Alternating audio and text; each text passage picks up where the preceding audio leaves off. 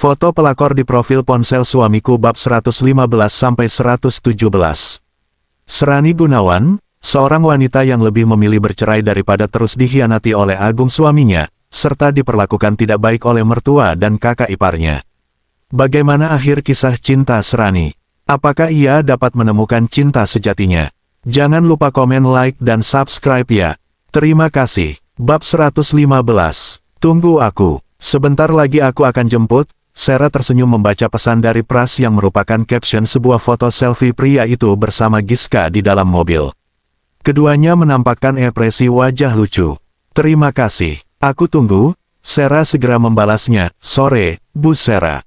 Mohon maaf, ternyata masih ada berkas-berkas yang harus ditandatangani hari ini. Mata Sera melebar melihat Dido membawa setumpuk berkas dan meletakkan di mejanya. Serius masih segini banyak? Aku pikir tadi sudah semua, Do. Lain kali informasikan yang benar. Pras dan Giska sudah menuju ke sini mau jemput aku. Sera tampak kesal. Maaf, Bu Sera. Dido menunduk merasa bersalah. Pasalnya tadi dia sudah terlanjur mengatakan bahwa pekerjaan hari ini sudah beres semua. Aku lihat kamu mulai kewalahan. Mulai bulan depan aku mau cari asisten pribadi untukku dan sekretaris untukmu. Sera mulai memeriksa berkas itu satu persatu tumpukan berkas di depannya. Sekali lagi maafin aku, Bu Sera. Sahut Dido tertunduk. Apalagi bulan depan aku akan menikah. Tentunya kewajiban utamaku adalah mengurus suami. Dido sontak mendongakkan kepalanya mendengar ucapan Sera. Diam-diam ia memandang wanita yang ia cintai itu dengan putus asa. Ya sudah, kamu boleh keluar. Kalau ada Pras, suruh langsung aja ke ruanganku. Pinta Sera tanpa menoleh. Pria kurus itu mengangguk, lalu keluar dari ruangan Sera dengan hati yang tidak baik-baik saja. Lah semakin merasa jauh dari Sera. Lah bagaikan pungguk merindukan bulan. Ingin rasanya membuang jauh perasaan itu. Namun betapa sulitnya menolak pesona Serani yang terlalu memikat. Setelah setengah jam perjalanan, mobil yang dikendarai Pras akhirnya memasuki area parkir PT Gunawan Corp. Pras menoleh pada Giska yang masih tertidur. Pras mematikan mesin mobil setelah memarkir kendaraannya di area parkir khusus direksi yang berada tak jauh dari lobi. Giska, bangun, sayang. Kita sudah sampai di kantor Bunda. Pras mengusap lembut pipi Cubi gadis kecil cantik di sebelahnya. Giska menggosok matanya dan kemudian terjaga. Gadis itu langsung tersenyum saat melihat senyum Pras ketika netranya terbuka. Wajah tampan Pras yang selalu membuatnya bangga. Papa, kita sudah sampai. Tanya Giska manja. Iya, sayang. Giska masih ngantuk. Mau jajan? Di kafe lantai bawah kantor Bunda ada coklat panas. Mau Pak. Aku mau coklat panas. Giska mengangguk antusias. Astaga, Papa sampai lupa ajak Giska makan siang. Padahal ini sudah sore. Raut wajah Pras nampak sangat khawatir. Aku udah makan di sekolah, Pak. Bunda selalu pesankan catering untuk aku tiap hari. Ah, syukurlah. Pras langsung bernapas lega. Ayo kita turun. Pras turun, lalu membukakan pintu untuk gadis kecilnya. Lalu mereka melangkah bersama menuju kafe yang dimaksud Pras. Pria itu menuntun jemari mungil milik Giska. Beberapa karyawan yang melihat merasa heran.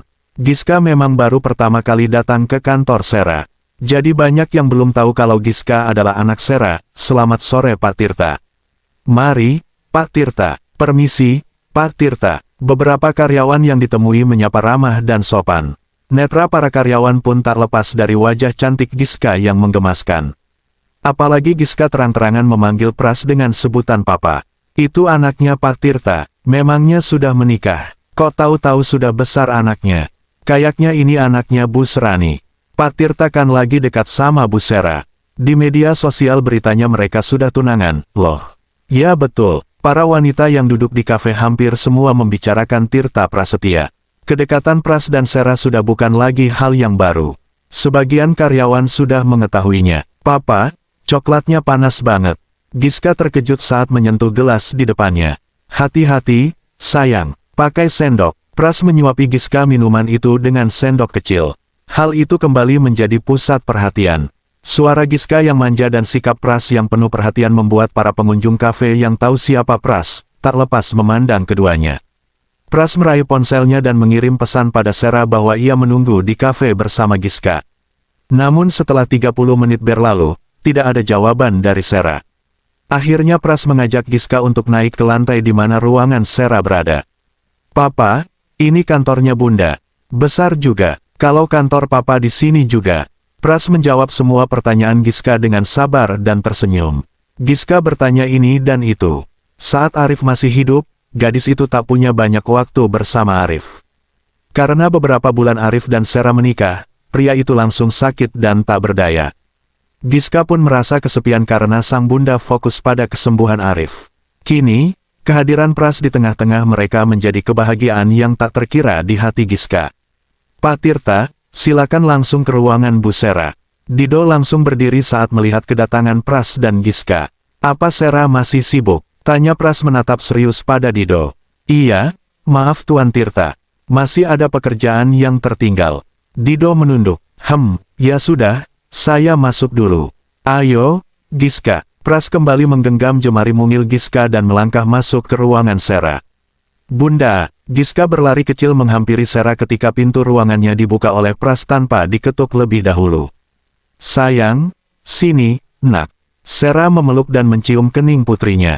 Kau baru sampai? Tanya Sera terheran. Sibuk sekali, Bun, sampai tidak sempat membuka pesan di ponsel. Tanya Pras sambil melihat tumpukan berkas di meja Sera. Wanita cantik itu menghela napas kasar. Sepertinya aku mulai kewalahan sejak proyek baru mulai berjalan. Aku butuh seseorang untuk jadi asisten pribadiku dan seorang sekretaris untuk membantu pekerjaan Dido. Ya sudah, mulai besok kita cari. Atau kamu punya seseorang yang kamu percaya? Tanya Pras. Aku akan menghubungi Kori sahabatku. Semoga saja dia mau bergabung di sini. Sejak dulu dia yang membantuku menjalankan bisnis properti. Aku percaya padanya. Aku setuju. Apalagi dia perempuan. Aku akan lebih tenang jika meninggalkanmu di kantor ini. Pras mengedipkan sebelah matanya. Pada Sera, hayo, Papa genit sama Bunda. Sontak keduanya menoleh pada Giska yang sedang duduk di sofa. Astaga, Papa lupa kalau di sini ada putri kecil Papa. Ketiganya tertawa terbahak-bahak. Sera merapikan mejanya setelah pekerjaannya selesai. Di saat bersamaan sebuah pesan masuk dari Kanu. Acara syukuran Sandi besok sudah beres semua, bos. Sera segera menutup ponselnya setelah membaca pesan dari pria yang kini telah menjadi asisten pribadi Sandi itu. Entahlah ia tidak ingin ribut dengan Pras yang pasti tidak akan setuju dengan acara syukuran itu. Ketiganya berjalan menuju lobi hendak pulang. Saat tiba di area parkir, Pras membukakan pintu mobil untuk Sera dan Giska. Tak menunggu lama mobil yang dikendarai Pras melaju menyatu dalam kemacetan jalan raya di Jakarta. Sepanjang jalan Sera masih berpikir cara untuk membicarakan tentang acara syukuran Sandi pada Pras. Bagaimana jika besok malam Pras datang ke rumahnya?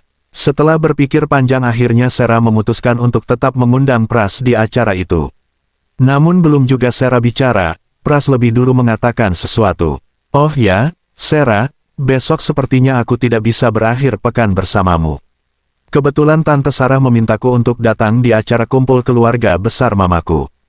Aku rasa itu waktu yang tepat untuk mengumumkan pernikahan kita.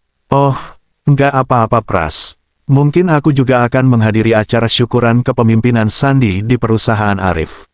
Menurutku ini juga akan meringankan beban pekerjaanku. Baiklah, tapi jangan lupa untuk saling mengabari. Pinta Pras sambil mengusap lembut kepala Sera. Keduanya lega karena tak ada yang disembunyikan lagi di antara mereka. Bab 116. Sera, kamu cantik sekali. Andai saja Arif masih ada, kamu pasti masih menjadi menantu mama. Selin memandang takjub pada Sera. Malam ini wanita bertubuh tinggi semampai bak model papan atas itu tampil sangat memukau dengan dress model sederhana berbahan silk mewah, dipadu hijab segi empat yang dipakai simple terikat di leher.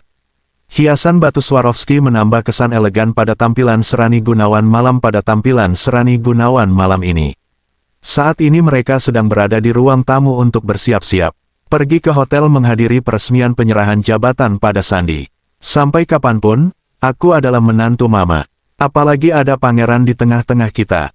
Sahut Sera. Selin menggeleng. Tapi sebentar lagi kamu akan menjadi istri orang lain. Andai saja kamu menikah dengan... Maksud mama apa? Sera yang sejak tadi sibuk dengan ponselnya, tiba-tiba mendongakkan kepalanya. Maksud mama, andai saja Sandi tidak terlambat datang, tentu dia akan bisa menggantikan Arif. Selin berkata penuh keyakinan. Sarah hanya tersenyum menanggapi ucapan Celine. Menurutmu Sandy bagaimana, Sarah? Ya, dia memang agak kaku dan tidak banyak bicara. Tapi sebenarnya Sandy itu baik. Dia banyak loh cerita tentang kamu. Lagi-lagi Sarah tersenyum getir. Lah tahu apa yang dimaksud Celine dengan membicarakan Sandy. Lah juga tahu Celine tidak menyetujui pertunangannya dengan Pras.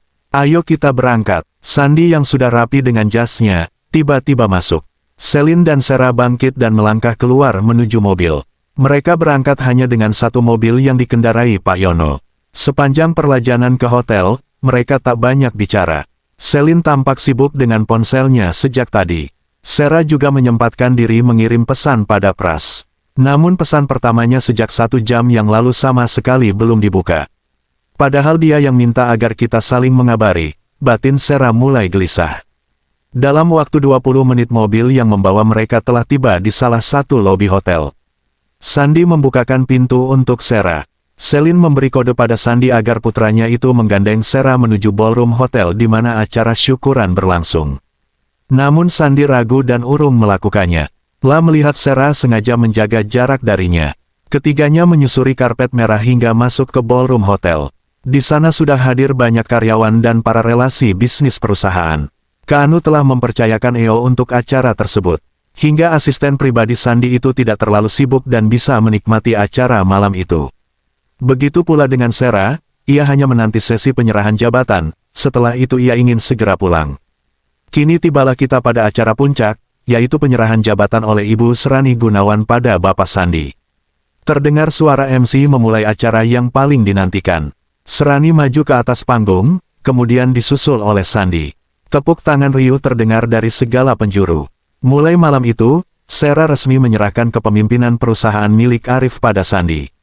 Walaupun kepemilikan perusahaan itu atas nama pangeran sebagai pewaris tunggal, saat ini Sarah belum mempermasalahkan hal itu.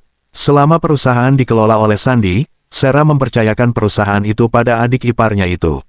Sarah dan Sandy sudah turun dari panggung.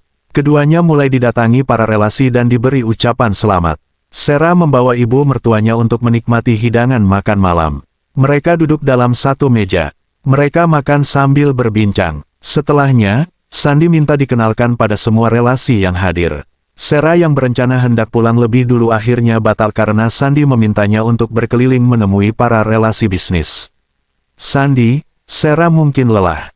Biarlah ia pulang lebih dulu dengan Pak Yono. Tiba-tiba Celine menghampiri menantu dan putranya yang masih berbincang. Sandy menoleh pada Sarah. Kamu mau pulang duluan? Tanya Sandy. Sarah mengangguk cepat. Oke silakan. Tapi maaf aku tidak bisa antar, karena masih banyak tamu. Bisik Sandy. Oh, it's okay. Nggak apa, ujar Sarah. Setelah berpamitan pada Celine dan Sandy, Sarah melangkah menuju keluar ballroom. Satu tangannya meraih ponsel dari dalam tas. Entah yang keberapa kalinya wanita cantik itu membuka ponselnya. Lagi-lagi ia merasa resah karena Pras masih belum membalas pesannya. Bahkan Pras sama sekali tidak mengangkat panggilannya. Sarah terus melangkah menuju lobi di mana Pak Yono sudah menunggu. Maaf, dengan Ibu Serani. Sarah terkejut ketika seorang petugas hotel menyapanya. Ya betul, saya Serani. Ada apa, Mbak? Sarah memandang bingung pada wanita berseragam pakaian hotel itu. Bu Serani ditunggu seseorang di kamar 219 lantai 2. Sarah mengerutkan keingnya. Lah merasa heran dan seperti ada yang aneh. Siapa orang itu, Mbak? Tanya Sarah penasaran. Seorang pria bule, Bu. Maaf, saya permisi dulu. Sahut wanita petugas hotel itu kemudian berlalu dari hadapan Sarah. Astaga, ada apa sebenarnya? Kenapa perasaanku tidak enak? Perempuan tadi bilang pria bule. Apakah itu Pras? Apa dia mau kasih aku kejutan? Tapi rasanya sangat aneh. Sarah belum beranjak, lah ragu dan berpikir. Akhirnya Sarah memutuskan untuk kembali menghubungi Pras. Namun setelah berkali-kali tetap saja tidak diangkat.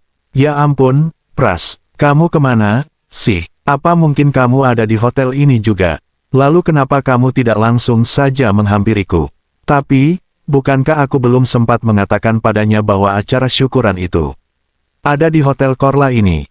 Demi membunuh rasa penasarannya, Sarah memutuskan untuk mendatangi kamar 219 itu. Wanita itu segera memutar arah langkahnya mencari lift untuk menuju ke lantai 2. Saat kembali melewati ballroom, Diam-diam Selin tersenyum melihat Sera yang tak jadi pulang. Tanpa sepengetahuan Sera, wanita parubaya itu mengikuti langkah Sera hingga menantunya itu masuk ke dalam lift. Selin menunggu sesaat, kemudian menyusul Sera dengan menggunakan lift lain yang ada di sebelahnya. Sera baru saja tiba di lantai 2. "Maaf, Mbak, kamar 219 ada di mana?" tanya Sera pada salah satu petugas hotel. "Oh, di sana, Bu. Tinggal lurus saja, kamar paling ujung." Wanita petugas hotel itu menunjuk ke sebuah arah. Sera terdiam sejenak. Ia menoleh ke kanan dan ke kiri. "Apa ini jebakan untukku? Jika benar, aku harus waspada," batin Sera dengan jantung berdebar. Sebelumnya Sera berkali-kali mencoba menghubungi Pras kembali. Namun sepertinya ponsel pria itu tidak aktif. Sera pun berdecak kesal. Perlahan Sera melangkah menuju kamar 219 sesuai arah petunjuk dari petugas hotel tadi. Tak lama kemudian, dari kejauhan ia melihat sebuah kamar paling ujung terbuka. Sera menduga itulah kamar 219. Sera mempercepat langkahnya dengan tetap waspada melihat ke kanan dan kiri. Sesekali ia menoleh ke belakang. Lah merasa ada yang sedang mengikutinya. Kini Sera telah berada tepat di depan kamar 219. Pintu kamar itu terbuka separuh. Sera hanya mendengar suara seorang wanita sedang meracau tidak jelas. "Loh, ada suara wanita. Sepertinya aku tidak salah kamar." Sera memutuskan untuk tidak langsung masuk. Tapi ia mencoba mengintip dulu dari celah pintu yang terbuka. Dengan jantung berdebar serta kaki gemetar, Sera melongokkan kepalanya ke dalam kamar itu. Namun, Sera terpekik saat melihat seseorang yang ada di sana. Tubuh wanita cantik itu seakan lemah tak berdaya saat melihat pemandangan yang tidak pernah ia harapkan. Dadanya bergemuruh dengan jantung berdetak semakin cepat. Astaga, Pras. Bab 117. Astaga, Pras. Mata Serani membelalak melihat Pras sedang memeluk seorang wanita yang ia kenal. Keduanya berdiri tak jauh dari ranjang hotel yang berukuran besar, namun Sera melihat ranjang itu masih sangat rapi. Pakaian Pras pun masih lengkap. "Sera," wajah Pras nampak panik. Lah segera melepaskan tubuh wanita berpakaian terbuka yang ternyata adalah Grace. Namun anak tante Sarah itu justru bergelayut semakin erat pada tubuh Tirta Prasetya. Melihat hal itu, Sera merasakan nyeri yang begitu menusuk dadanya. "Pras, Grace, kalian ada di sini." Sera sebisa mungkin berusaha menguasai dirinya. Lah tak ingin terlihat bodoh di depan Grace. Lah tahu Grace akan senang jika ia terlihat tersakiti. Perempuan itu pasti telah menjebakku, pikir Sera. Walau ia merasa terkejut dan kecewa, Sera berusaha untuk tidak memainkan hal itu di depan Grace. Lah berusaha mengatur napas dan tetap memasang wajah tenang. "Grace, lepas," bentak Pras mulai emosi, namun tak dihiraukan oleh sepupunya itu. "Hai Sera, Tirta ini milik aku sekarang. Cuma aku yang pantas jadi istrinya. Jadi, kamu yang janda 2 anak nggak usah terlalu berharap." Hihihi. Grace mulai menyandarkan kepalanya pada dada bidang Pras. Wajah cantik wanita itu tampak penuh kemenangan. Lagi-lagi Sera menahan gemuruh di dadanya mendengar ocehan Grace yang tubuhnya terlihat agak sempoyongan. "Sera, jangan dengarkan dia. Perempuan ini sedang mabuk," teriak Pras. "Oh begitu, ya sudah. Kamu urus aja perempuan mabuk itu. Permisi." Sekuat mungkin Sera berusaha untuk terlihat tenang. Ia pun memilih meninggalkan Pras yang masih berusaha melepaskan diri dari Grace. "Sera, tunggu aku. Kita pulang sama-sama." Sera tak menghiraukan teriakan Pras. Jantungnya berdetak cepat seiring langkahnya yang bergegas menuju lobi. Rasa sesak terasa begitu menghimpit dadanya saat ini. Bayangan Pras sedang memeluk Grace terus terlintas di kepalanya. Siapa sebenarnya yang sedang menjebakku? Lalu untuk apa Pras berada di kamar itu bersama Grace? Saat ini Sera tak mampu berpikir jernih. Yang ia rasakan saat ini adalah kecewa dan sakit yang begitu dalam. Andai saja aku tidak muncul saat itu, apa yang akan dilakukan Pras pada Grace? Sera terus meracau dalam hati. Sesekali ia menoleh ke belakang, berharap Pras menyusulnya, walau saat ini ia begitu kecewa pada pria yang telah berhasil mencuri hatinya itu. Sera mempercepat langkahnya. Samar-samar ia mendengar seperti suara Pras memanggil-manggil namanya. Namun ia terus saja melangkah. Lah tak mau jika ternyata itu hanya halusinasinya saja. Langkah kaki Sera semakin cepat dan akan segera tiba di lobi. Sesekali wanita cantik itu menghapus kasar air mata yang terus berjatuhan. Aku nggak boleh terlihat menangis di depan orang banyak. Terutama di depan Pras dan perempuan itu. Aku tidak boleh terlihat lemah. Aku kuat. Aku tidak akan apa-apa walau harus kehilangan. Sera yang terus bergumam justru tak sanggup meneruskan kalimatnya. Bu Sera, Pak Pardi terheran melihat wajah Sera yang basah, mata yang merah dan sembab. Jalan, Pak, pinta Sera dengan suara seraknya. Kita pulang, Bu. Pak Pardi masih mengawasi Sera dari kaca spion dalam. Ia terheran karena Sera hanya sendiri. Ya, pulang, sahut Sera. Mas Sandi dan Nyonya Selin apa nanti saya jemput lagi, Non? Enggak usah. Mereka nanti diantar asisten saya. Setelahnya Sera hanya diam sepanjang jalan. La tak bisa berpikir jernih. Ingin rasanya membuang jauh pikiran-pikiran buruk tentang Pras yang sebentar lagi akan menjadi suaminya. Ingin rasanya menganggap semua ini hanyalah salah paham saja. Namun rasa cemburu dan kecewa tak kunjung pergi dari hatinya. Sera terus menghapus air matanya. Entah sudah berapa gulungan tisu yang ia lemparkan ke tempat sampah. Isakan tangisnya tak kunjung berhenti. Tiba-tiba saja mobil yang dikendarai Pak Yono berhenti mendadak, hingga tubuh Sera sedikit terhempas ke belakang. Ada apa, Pak? Kenapa berhenti mendadak? Tanya Sera dengan suara serak. Itu, Bu. Anu itu ada, Pak Yono menunjuk sebuah mobil yang tiba-tiba berhenti menghalangi. Karena sudah larut malam, Sera memajukan tubuhnya untuk melihat jelas mobil yang berhenti menghadang mobilnya. Pras. Liris Sera saat mengenali mobil itu. Sera menarik napas dalam-dalam. La berusaha untuk tenang dan tetap bersikap elegan. Tak lama kemudian Sera melihat Pras turun dari mobilnya dan berjalan menghampiri Sera. Ayo, ikut aku. Pras membuka pintu dan meraih jemari Sera. Tidak, aku pulang dengan Pak Yono saja, jawab Sera tenang tanpa menoleh pada Pras. Please, ikutlah denganku. Akan aku ceritakan semuanya. Aku sangat yakin kita berdua dijebak agar percaya dengan sandiwara yang mereka buat. Cara mereka itu kampungan, mudah ditebak. Seharusnya kamu tidak perlu terpengaruh. Sera terdiam. Ia mencoba mencerna dengan baik kata-kata Pras. Sebagai seseorang yang berilmu tinggi, memang seharusnya Sera bisa menilai apa yang terjadi beberapa saat yang lalu. Sayang, ayo. Pras kembali mengulurkan tangannya. Setelah berpikir beberapa saat Sera akhirnya memutuskan untuk memperlihatkan pada semua orang bahwa ia baik-baik saja. Sera menyambut tangan Pras dan melangkah turun dari mobil. Pak Yono langsung pulang saja. Seru Pras sambil mengetuk kaca bagian pengemudi. Siap, Pak Tirta. Supir pribadi Sera itu pun segera melajukan mobilnya meninggalkan Sera dan Pras. Sera, sungguh rasanya aku mau mati melihatmu tadi pergi. Sera terkesiap saat tiba-tiba saja Pras memeluknya erat. Ia bisa merasakan debaran jantung Pras yang begitu cepat. Tolong jangan pernah pergi dariku, desis Pras lagi. La semakin mempererat pelukannya, menciumi puncak kepala Sera yang tertutup hijab.